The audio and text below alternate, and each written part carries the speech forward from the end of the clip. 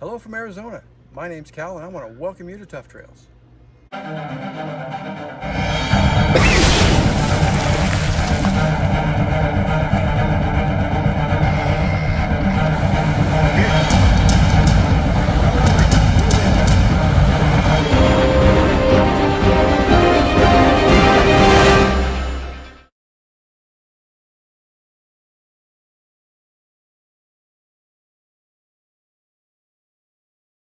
In this episode, what we're going to do is we're going to do 3 walk-arounds.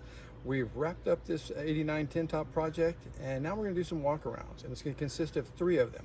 The first walk-around is going to be of the exterior. We're going to talk about the paint, we're going to talk about the body, we're going to talk about the roof racks and winches and bumpers and wheels and tires and lifts and those kinds of things. And the second one, we're going to talk about the interior. The flat screen touchscreen TV, the cargo box, the kitchen, the storage container, the gun racks, the sleeping platforms, the cargo nets, those kinds of things. And then the last walk around, what we're going to do is we're going to set this up in camping mode. Okay, Overland Camping Mode is how we're going to set it up. We're going to set up the bunk for you, and we're going to pull out the kitchen for you, and we're going to do that. And then finally, in closing, we're going to talk about the process of this. Some of the costs, some of the things to consider, you know, how we did certain things and how we did other things, and what you can do, and those kinds of things. So we've got a lot for you on this episode, so let's get her started. What we're going to be doing next. So, the 89 tin top. Wheels off of it, and I put them on another vehicle so I could take the wheels off of that vehicle and put them on another vehicle.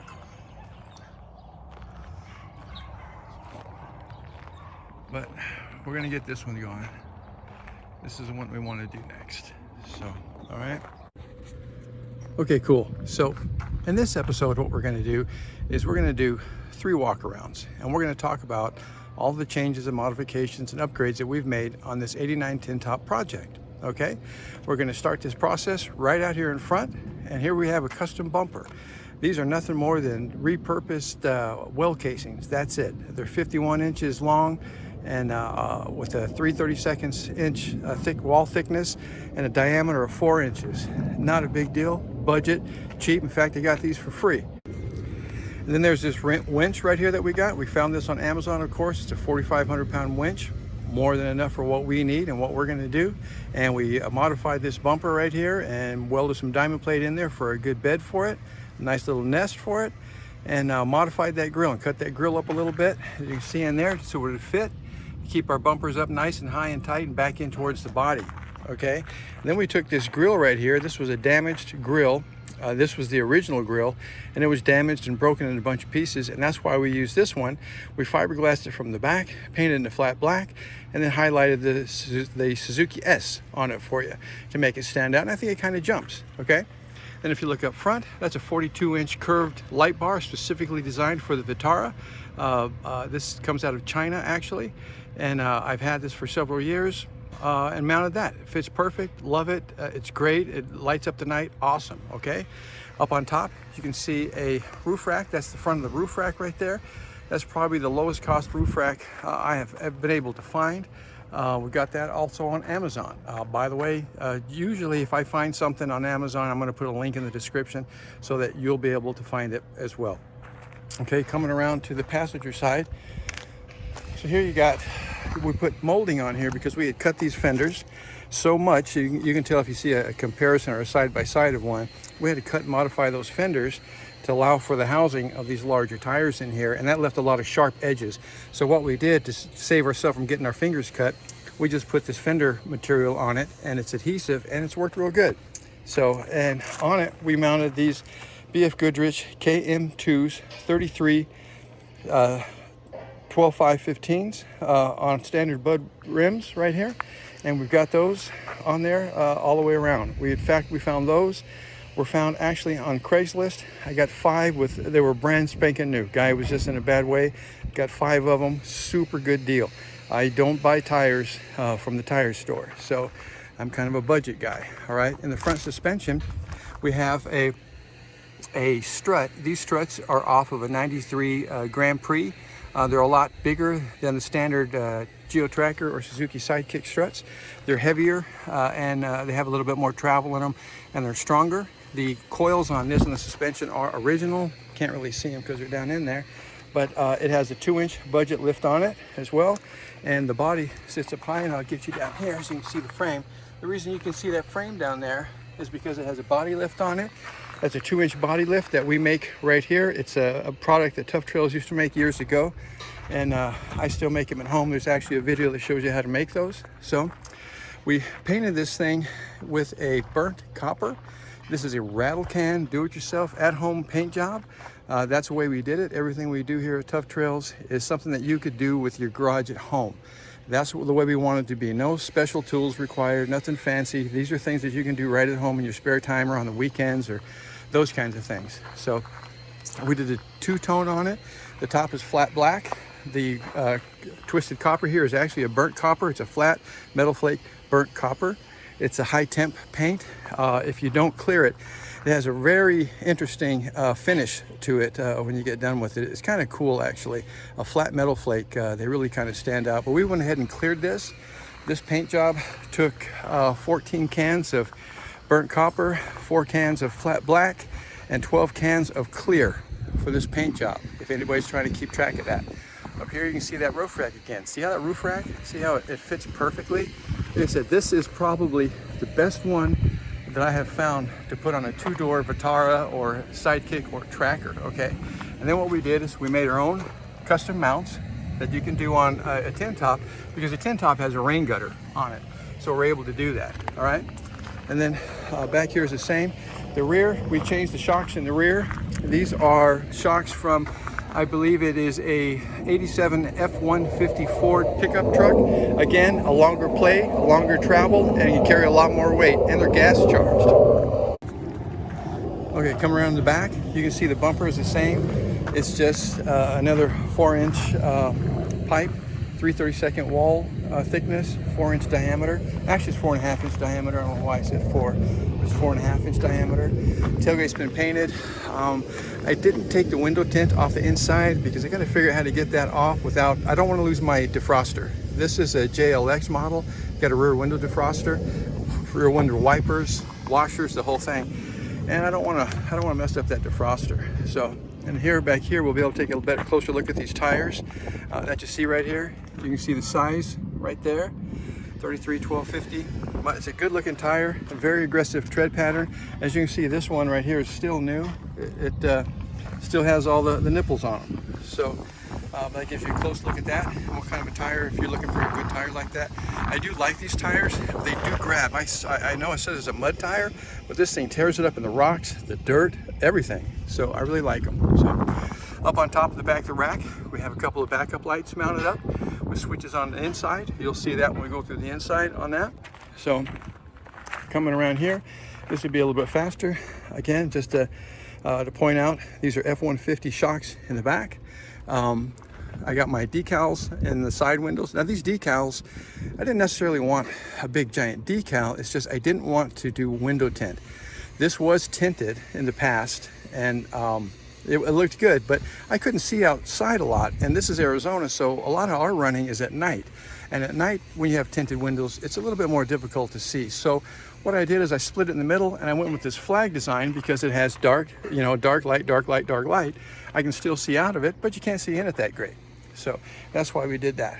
So here again, taking a look at the paint scheme. This also has a blue pinstripe on it, which was a huge mistake. We were setting records out here with 118 degrees, and when I was putting it on, as you can see, this vinyl did not work very good at all. So I'm going to have to wet sand that back down, and I'm going to have to reapply that at some point. But it has a blue 1/4-inch pinstriping on it. It's a vinyl pinstriping. So walking around again, struts off of a Grand Prix, and the 2-inch body lift and the 2-inch suspension lift. But when you add these shocks and struts on here, you're getting 5 inches of lift. And if you'll notice, again, just like the other side, these fenders are highly modified, highly cut out. So I have all kinds of wheel clearance up in here, and that's why we did it. So, okay, that should conclude the first of 3 walk-arounds today. All right, I'll be right back. she's stripped out now. So this is your 89 tin top. It's all stripped out. All the carpet's out. Panels are out. Okay, here's your second version of our walk-arounds today. So this one is just going to be general interior. So on the interior, what we did is we stripped this interior out completely. It was gutted. You'll see in some before and after videos or pictures, photographs, those kinds of things, of everything that we did. This carpet was actually laying on the ground. It was cleaned, it was soaked, it was sudsed, it was pressure washed, it was dried, and it was reinserted back in, okay? We've added some seat covers for it. I went with these, and the reason I went with these is because, you know, when it does rain and get muddy, we get to be kind of a mess, and these seats are actually still pretty nice, and I didn't want to get those nasty, so I wanted something that I could take off or wipe down and clean up. So we're going to try these out right here. We also have a gauge insert there that you can see the flames, kind of matches the paint on the outside. We've added a 40 channel CB radio. Budget, I don't think we paid more than 40 bucks for that thing. Okay, and this right here is a touch screen infotainment center, and it's really cool because it gives me hands-free capabilities on my cell phone. I can take it, mirror my cell phone, so if I got GPS or Google Maps or something on my phone, it'll also be on that big screen. I can play videos on that screen. I can show pictures on that screen. I can do a lot of things on that screen. So I can't believe the price of that, how cheap it was and how easy it was to put in. You know, we made the ring around it out of an old door panel, you know, to do it. We moved the controls for our climate controls, which would have been up about 4 more inches. We took our air conditioning vents out to make room for that bad boy. So, and that's how we did that. And then we removed our cigarette lighter and we put in a USB charger for cameras, cell phones, those kinds of things, okay? And then all the dash and the interior was cleaned up with a nice heavy coat of olive oil. Actually, it was 2 coats of olive oil. I prefer olive oil because it lasts longer and the vinyl soaks it up better. I don't want to just put on, you know, a detailer, Armor All or something like that. It just doesn't work, and it smells and it stinks. So my thing has always been extra virgin olive oil, and that's what I did with it, and it brings the vinyl back real nice, and you can touch it, you know, it's not sticky on your hands or anything like that. So our center consoles were all removed and repainted and repaired and fixed where they needed to be. Because of the extension, we had to extend our shifter knob right there to get it up because of the body lift that's on it, okay? Not to forget, the stereo's got the hands-free setup right here that you can change channels and answer your phone and make calls and those kinds of things. It has microphones, cameras in it, the whole thing. So you can see here what we did is we added a bulkhead. It's basically just a cargo net, but it's a bulkhead. And what this is, the primary purpose of this is when you got an ice chest back there or a backpack or a shovel or you know, cases of water or whatever, and you're off-roading in an off-road situation or even a traffic situation, and you got to lay on those brakes pretty fast, you know, you could have some things flying back here and causing you some damage or some problems. So this is actually to protect you. And you can see the net is stretched pretty tight, and it's riveted around the side. We made that right here out of 1-inch angle iron. Right here in a 2-car garage, just like you would be able to do, okay? So this again was Amazon. I mean, most of there's probably 20 videos of this upgrade of this this Overland vehicle. We're going to call it an Overland, you know, Suzuki Sidekick. But each of the videos, whatever products we get, we put them down in the description. So if you're interested, you need something like that, or you're just trying to get on the trail for something else, that'll get you there, and that'll get you going. We're not sponsored in any way. These are actually the things that I buy and use myself. We're just sharing the links for you in case you're interested in as well, okay? And then we're going to talk about this box, but this storage box right here we made is an Overland kitchen, and it's a storage box and it's a speaker box. Those are 600-watt speakers we put in. They're brand new. And we made these different boxes for it. This one is a lock box where a guy could put, you know, maybe a rifle in there, or you know, computer gear, or things that you want to lock up and secure, that kind of stuff, or it's just spare extra storage, you know, for you if you needed something like that. So, and it does lock as well, and that's in there. So floor mats in the back, the big heavy thick ones, the Goodyear ones. So you got that in there. And then here, what we did was the door panels were in terrible shape. So what we did is we took some EVA foam, rubber foam. This is actually a floor mat material, and it's supposed to relieve stress and fatigue in the guys' legs, mechanics and stuff, in front of their toolboxes and that kind of thing. But it makes a real good, in fact, it makes a perfect door panel. And it kind of looks good, and it's nice and soft, and it deadens the sound and the noise and the squeaks and the rattles. You know, mounted our door handles on here, remounted our switches on here. So it came out pretty good.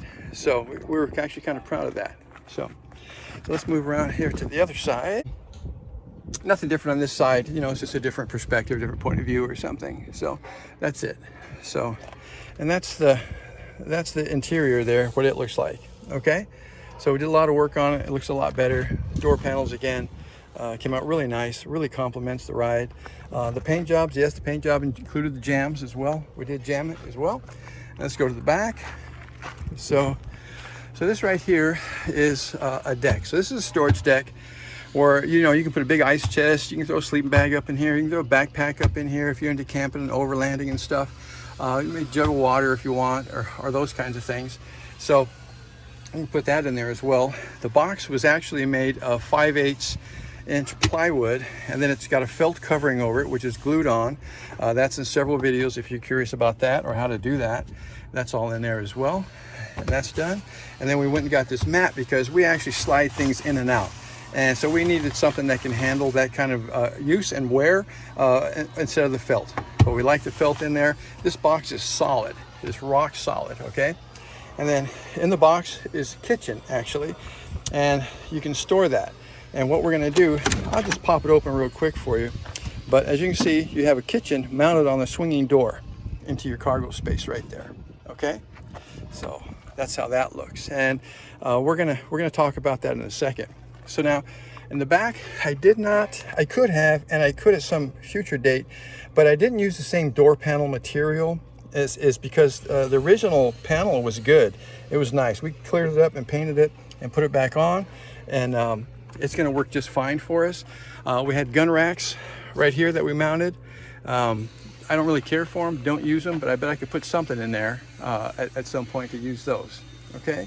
So, and then here off of that stereo we were talking about, I still have to mount it, but this is a backup camera right here that comes with that stereo. That stereo, and I can't say enough about that touch tone hands-free stereo right there. The thing only cost, I'm gonna tell you, it costs $30 on Amazon, $30 damn dollars. I can't believe this crazy stuff that it does. And it even comes with a backup camera. You know, it's kind of cool. So that's why I went for it. And it kind of modernized the interior, and it lets you access to some of your electronics, you know, of today, that kind of thing. So anyway, we're gonna wrap the second walk around. So now what I'm gonna do next is I'm gonna set this up in a camping mode. And that will be your final walk around, is when this is in camping mode. So we'll set up the kitchen, and we're gonna set up the bunk. Yep, if you haven't been following the channel, that bulkhead right there turns into a sleeping platform and actually turns into a bunk that somebody 6'2" can sleep on. No kidding, yep. We're gonna do that next. So hang in there for a second, I'll be right back. All right, in order for you to set up your sleeping platform, what you have to do is you have to remove this headrest, then you have to slide your seat, just slide it all the way forward, and then lay it down all the way back, okay? And that's what we're gonna do right now. I need 2 hands for that, so let me get that done, and with the magic of video, we'll be right back. Okay, see, so you got your seat laid down, it's slid all the way forward, this is all the way back, it's not hitting your speaker, it's not even really touching your box, okay? So let's set up the sleeping platform. What we're gonna do with this one, we designed this to where this is gonna slide out. It's got legs on it, and I'll show you those legs, and we're gonna set it up right here, okay? Hang on. Okay, and there you have it. And that's what your sleeping platform looks like. It's solid, it's mounted here with angle iron. You've got this bracket right here is welded on so it doesn't slide. And then you have tabs right here where it mounts onto your box, where it won't move. As you can see, that's pretty tight. Stretch that pretty tight, you rivet it around it, okay? Now what we're gonna do is we're gonna put our pad on it, okay? Okay, and see, and there's your bunk. See right here? And what this is just a lounge chair cover is what it is. And then we bought the foam and we made it ourselves and kept the price down. So I don't think we spent more than 30 bucks to make this bunk, okay? This is a high density foam. It's super soft, it's super pat, and it's strong. I got myself up there and I'm at least 225. And I got myself up there and I was fine. Didn't bend or bulk or anything. So, and you can see it from the back here, see it?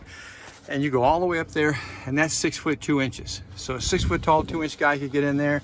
Still got room to set a laptop up right here and lay there and watch a movie or film or edit or whatever you want to do. The front seat also laid down. You could put some extra gear there, a little ice chest so you can grab it at night or something if you're sleeping or camping out. Maybe you got a little dog that likes to sleep up there, you know, those kinds of things. So, but it's very practical. And it's surprising how much you can do with such a little space. And you don't see much of these. I saw one, a guy sent me one from a picture of his, a similar setup that he did out of France. And it's pretty interesting, I really liked it. I was kind of jazzed about it. So as you see here, the bed is actually level. That's why when we mounted this, we brought it up to the bottom of the molding right here on both sides, and that gives you a straight shot over to the dash, and that's why it's nice and level, just like that. Okay, so then here's our Overland kitchen. These are drawers that actually pull out and the slide. You know, it's made out of wood. This of course came off of Amazon. Same with the baskets. You know, you put your silverware in there, cutting utensils, some spices, those kinds of things in there. You can cook off of it. Pan slide under the bottom for you. There's you a sink right there to wash up with, and those kinds of things. And you're gone camping. This is it. You know, you've got this. You got plenty of room in here to store. You know, look at the panels that we did here. We did those panels the same as the door. Everything matches. Didn't cut any corners. Nice and roomy in here. You can get a lot of stuff in here and a lot of gear in here. And then when traveling, you can get a lot more gear even up here on top.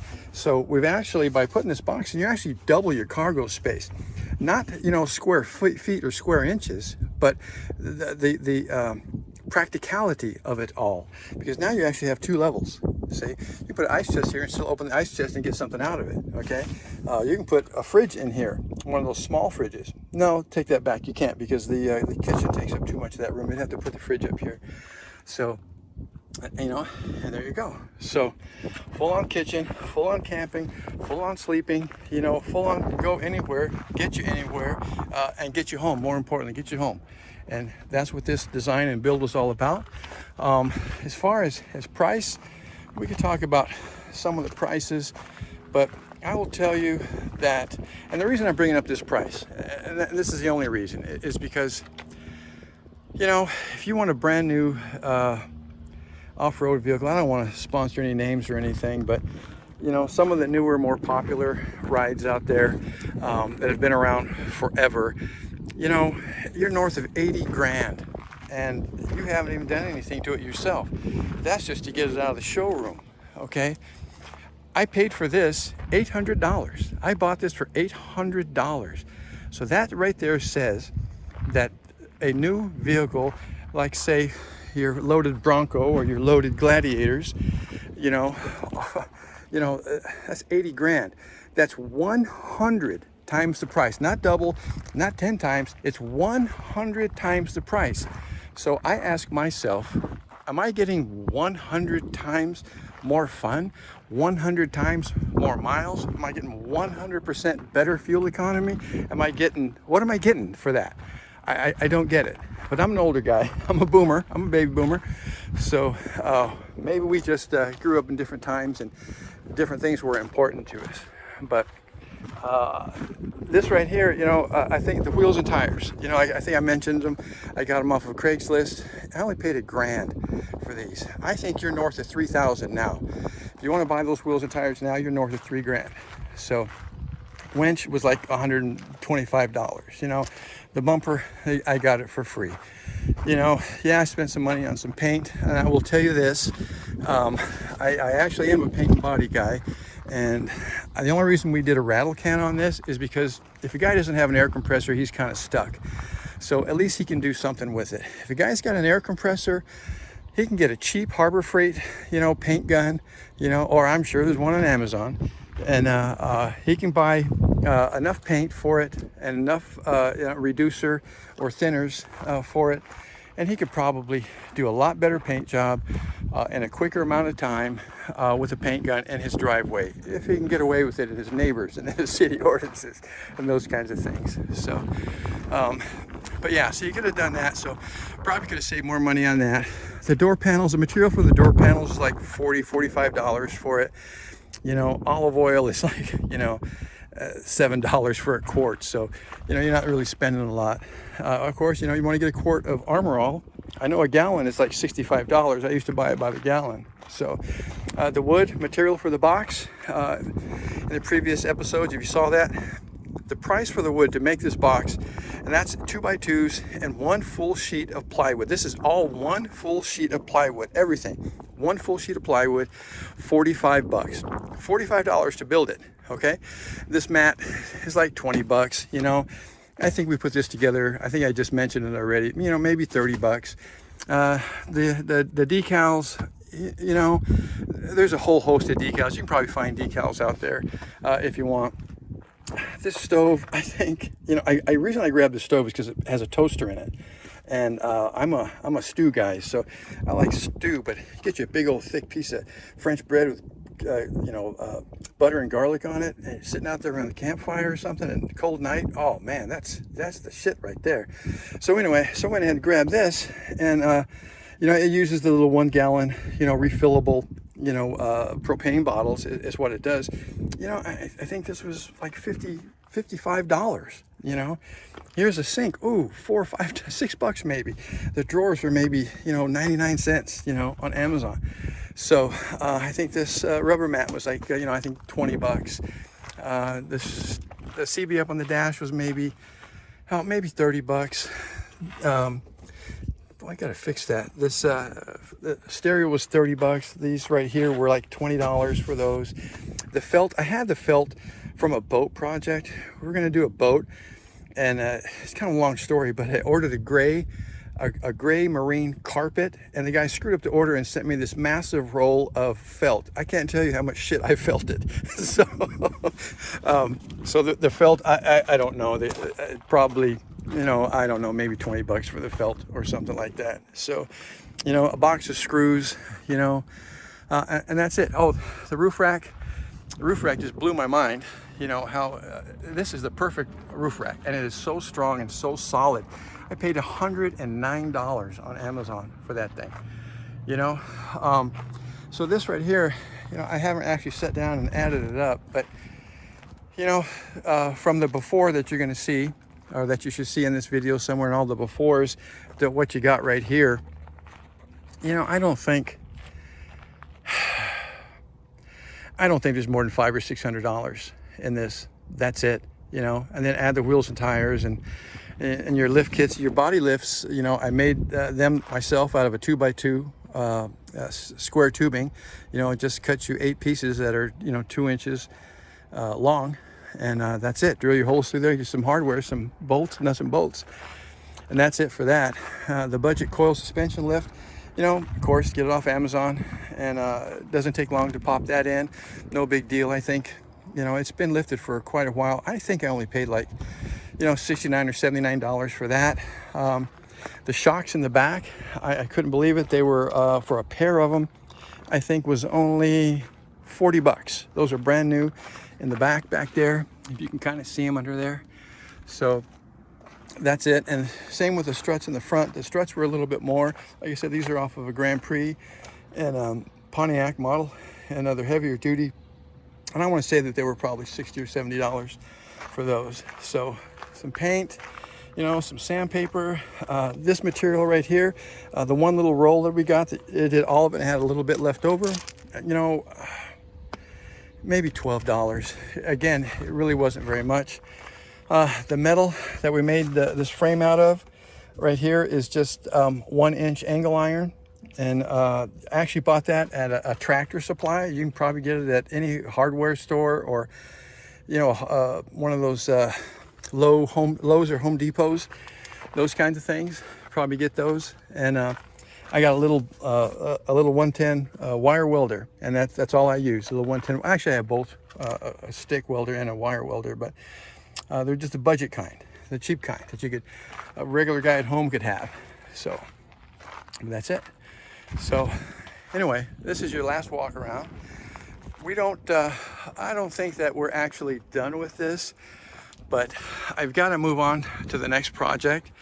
So I need to finish this, but I will tell you what, if enough people ask me in the comments, I will build a at-home do-it-yourself awning system for this. So you can put an awning on it, and we could come it out the side, or we can come around and do 270, whatever you want, and we could build one of those. And also, if enough people are interested and they want to see how to do it, I'll put you a solar shower up here if you want, and we'll even pressurize it, if those kinds of things. But normally I don't. I usually can find a water source somewhere, so I really don't need that. But if you guys want to see that kind of stuff, just tell me, and we'll design something and make something work for this specific unit right here. Okay? So if you got questions or comments or anything, this should pretty much cover the big items and the things that were involved. And I hate to use this as a build, but this upgrade, this was an upgrade. That's all it is. Okay, the gearing in this is stock. The transfer case is stock. It's an automatic. It's stock. The differentials are stock. Well, this differential, we did cut the back out of it and try to do a link and locker on it. I broke that like within a week, so I snapped that. So I do think that I might at some point, I might rip that pumpkin out completely, and I'm going to set it on the workbench, and I'm going to weld the hell out of those gears, and I'm going to make me a posi in the back. So as light as this thing is, really don't need it, but I think it's going to be nice to have, because when you have something that turns people's heads or looks good, their expectations go up, and you're going to be pushed to try this or to try that, or will it climb this hill? Will it go through that mud hole? You know, those kinds of things. And on the trails a lot, if they're common trails or popular trails, boy, there is no shortage of egos. No shortage of egos, and no shortage of cold beer, apparently. So anyway, it can get interesting out there. So if you come rolling in with a ride that, you know, looks like it's got its shit together, it better have its shit together. Okay. You don't want to roll up on a trail all shiny and looking good and then bust an axle, or can't drive up a little hill, or get stuck in a little sand trap or some shit that you can't get in and out of. Okay, so take a little pride in your ride, you know, get her fixed up and get her going, and get back out on those trails. All right, so in the future here, we're going to start doing some overnighters or weekends, some overlanding stuff in this, and this will be all loaded and full of gear, and there will be camping scenarios and setups and overnighters, and lots and lots of trail riding and adventures and exploring the desert. Okay, I really appreciate you guys following along and watching this and put up with this build. I mean, it's been over 20 videos on it, and I hope you learned something from it or had some fun. Okay, all right, we'll see you on the next one. Listen, thank you so much for watching this video all the way to this point, or to the end. You know, I hope you got something from it, and it's important that you know that we really appreciate you. We want to thank you so much for watching. You know, you're what makes us what we are. Okay, so again, thank you, and good luck in everything you do in all of your projects. All right, again, thank you very much.